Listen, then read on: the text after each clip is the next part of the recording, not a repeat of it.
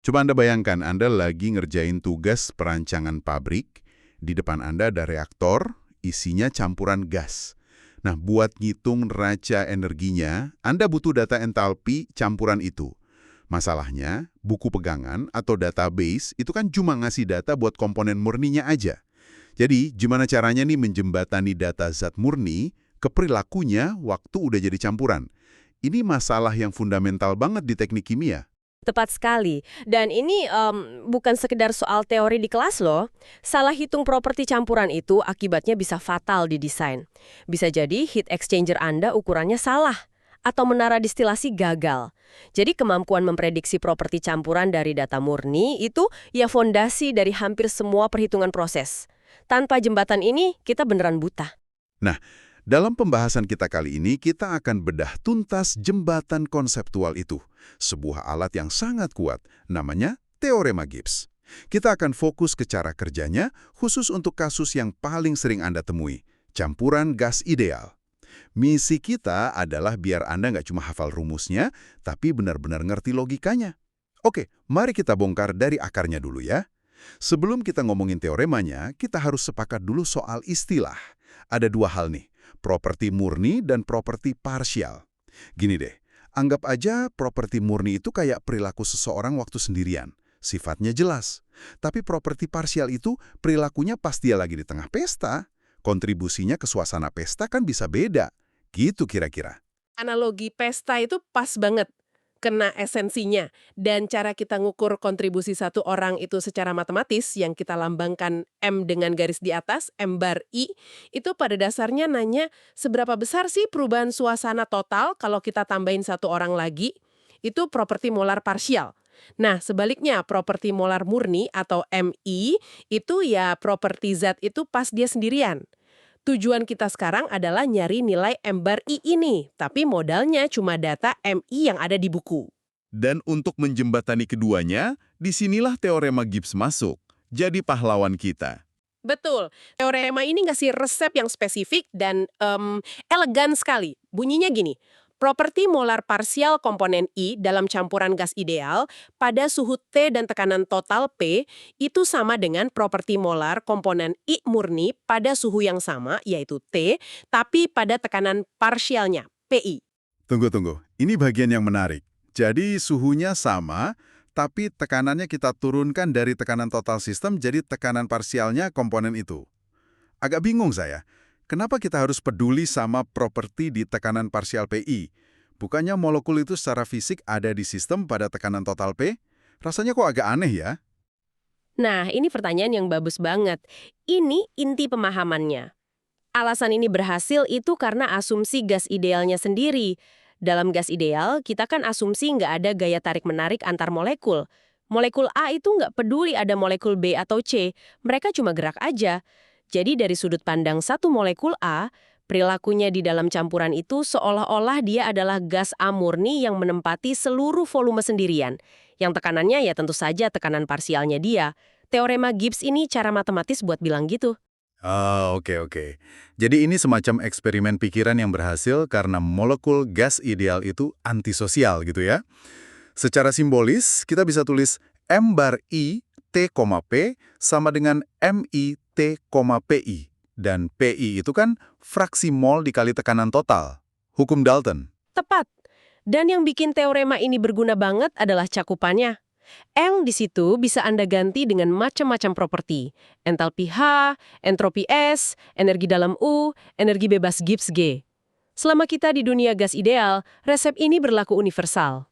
Ini fondasi penting. Teorinya mulai nyambung sih, tapi saya lebih paham kalau lihat angka langsung. Gimana kalau kita coba aplikasikan ini ke entalpi? Kayaknya ini yang paling sering muncul di soal-soal neraca energi. Ide bagus. Mari kita terapkan resep teorema Gibbs tadi. Jadi, entalpi molar parsial komponen A, kita sebut H bar A, dalam campuran gas ideal pada suhu T dan tekanan P, akan sama dengan entalpi molar murni A, HA, pada suhu yang sama, T, tapi pada tekanan parsialnya, PA. Jadi persamaannya, H bar A, T, P sama dengan HA, T, PA. Oke, sejauh ini cuma ganti M jadi H. Tapi kayaknya ada satu langkah penyederhanaan yang drastis banget di sini.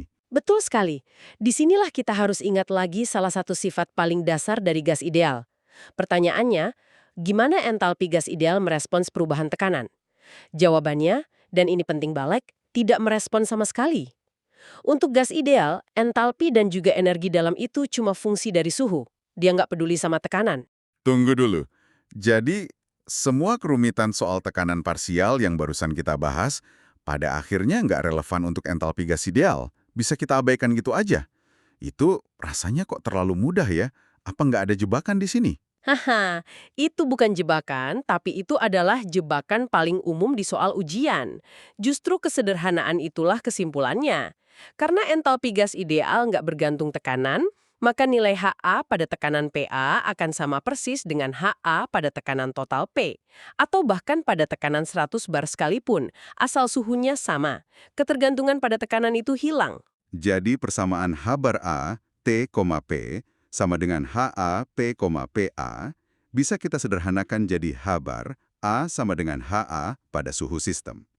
Kesimpulannya jadi simpel banget. Untuk campuran gas ideal, entalpi molar parsial suatu komponen sama dengan entalpi molar murninya pada suhu yang sama. Ini kayak cheat code termodinamika. Persis, Anda nangkep poin kuncinya. Ini adalah jalan pintas perhitungan yang sangat kuat yang asalnya dari kombinasi teorema Gibbs dan definisi gas ideal. Dan ini berlaku buat semua komponen. H bar A sama dengan HA, HB sama dengan HB, dan seterusnya. Asal suhunya sama. Baik, mari kita uji cheat code ini dengan contoh soal, biar makin nempel di kepala. Oke, ini skenarionya. Kita punya campuran gas biner, komponen A dan B. Campuran ini ada di suhu 200 derajat Celcius dan tekanan 1 bar. Komposisinya, 70% mol A, jadi YA-nya 0,7, dan 30% mol B, YB-nya 0,3. Oke, dan kita dikasih data untuk komponen murninya. Perhatikan ya angkanya. Entalpi murni A, HA, pada 200 Celcius dan tekanan 2 bar adalah 30 Joule per mol. Lalu, entalpi murni B, HB, pada 200 Celcius dan 2 bar juga, itu 40 Joule per mol. Tujuan kita ada 3, hitung entalpi parsial A, entalpi parsial B, dan terakhir, entalpi total campurannya. Nah, ini dia jebakan yang tadi dibicarakan ya. Daktanya di tekanan 2 bar, padahal sistem kita ada di 1 bar. Kalau nggak hati-hati, bisa-bisa kita malah sibuk ngitung koreksi tekanan yang nggak perlu. Tepat sekali. Oke, ayo kita kerjakan langkah per langkah. Langkah pertama, tentukan entalpi parsial, mulai dari komponen A. Berdasarkan kesimpulan kita tadi, untuk gas ideal, H bar A dalam campuran itu sama dengan HA murni pada suhu yang sama, 200 Celcius. Fakta bahwa data murni ada di 2 bar dan campuran di 1 bar itu sama sekali nggak relevan.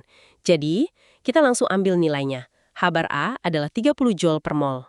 Sesimpel itu ya, cuma perlu pastiin suhunya cocok. Logika yang sama berarti berlaku juga buat komponen B kan? Benar. Entalpi parsial B, H bar B, sama dengan entalpi murni B, HB, pada suhu yang sama. Kita abaikan lagi perbedaan tekanan, jadi H bar B sama dengan 40 Joule per mol. Nah, 2 dari 3 tujuan kita udah selesai. Cepat kan? Oke, kita sudah punya entalpi parsial A 30 Joule per mol dan B 40 Joule per mol. Sekarang langkah terakhir. Gimana kita gabungin nilai-nilai ini buat dapat entalpi total campuran? Disinilah kita pakai aturan penjumlahan atau summability relationship. Aturan ini bilang kalau properti total campuran itu adalah jumlah dari kontribusi masing-masing komponen. Kontribusinya itu ya properti parsial dikali fraksi molnya. Jadi rumusnya, entalpi total campuran HIG sama dengan jumlah dari YA dikali H bar A. Untuk campuran kita yang isinya A dan B, rumusnya jadi YA H bar A plus YB H bar B. Tinggal masukin angka. Mari kita hitung. YA tadi 07 dan H bar A-nya 30. Jadi suku pertamanya 07, 30. Lalu YB-nya 0,3 dan H bar B-nya 40. Suku keduanya 03 kali 40. Oke, 07 dikali 30 itu 21. Terus 0,3 dikali 40 itu 12. Jadi 21 ditambah 12, hasilnya 33 Joule per mol. Selesai. Entalpi total dari campuran kita adalah 33 Joule per mol. Ternyata sistematis banget ya prosesnya. Persis, langkahnya selalu sama. Pertama, pakai kesimpulan dari teorema Gibbs buat cari properti parsial, yang mana untuk entalpi ternyata sama dengan properti murninya. Kedua, pakai aturan penjumlahan untuk hitung properti totalnya. Jadi, kita rekap sebentar. Kita berangkat dari masalah gimana caranya nyambungin data zat murni ke perilakunya dalam campuran. Teorema Gibbs ngasih resepnya. Tapi khusus buat entalpi gas ideal, resep itu jadi jalan pintas yang luar biasa. Properti parsial sama aja dengan properti murni, asal suhunya sama. Dan kalau kita lihat gambaran besarnya sebagai insinyur kimia, ini bukan sekedar penyederhanaan akademis loh, ini alat kerja harian. Waktu Anda rancang reaktor dan perlu hitung panas reaksi, Anda butuh ini. Waktu Anda rancang menara distilasi, neraca energi di setiap tray butuh entalpi campuran. Kemampuan melakukan perhitungan ini dengan cepat dan akurat, ya dasarnya dari sini. Memahami gimana perilaku individu berubah saat berada dalam kerumunan, dan kapan perubahan itu bisa diabaikan. Itulah inti termodinamika campuran. Tentu saja, seluruh pembahasan kita hari ini kan bersandar pada asumsi gas ideal. Ini memunculkan satu pemikiran penutup buat Anda jelajahi lebih lanjut. Kita tahu, dunia nyata itu jarang ideal. Apa yang terjadi kalau kita berhadapan sama sistem nyata? Misalnya pada tekanan tinggi, di mana molekul-molekulnya udah saling berdesakan. Seberapa besar kesalahan yang kita buat dengan cheat code tadi? Nah, materi sumber sempat menyinggung satu kata kunci untuk mengatasi non-idealitas ini, fugasitas. Terdengar seperti tekanan efektif. Mungkin itu bisa jadi titik awal yang menarik untuk penelaahan Anda berikutnya.